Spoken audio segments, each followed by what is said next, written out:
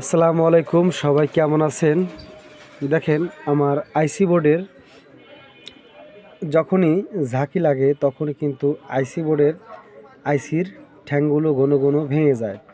তো যখনই আপনারা সেট বানাবেন, তো যদি ঘন ঘন আইসির ঠ্যাং ভেঙে যায় সেই ক্ষেত্রে কী করণীয় আমি সুন্দর করে দেখেন, প্রতিটা আইসির পিনে কিন্তু তার দিয়ে কালেকশন করেছি, যাতে করে যখনই গাড়িটা ঝাঁকুনি লাগবে সেই ক্ষেত্রে এই তারের পার দিয়ে পাঁচটা তারের পার দিয়ে চলে যাবে, সেই ক্ষেত্রে আর ঠ্যাং ভাঙার ভয় নেই।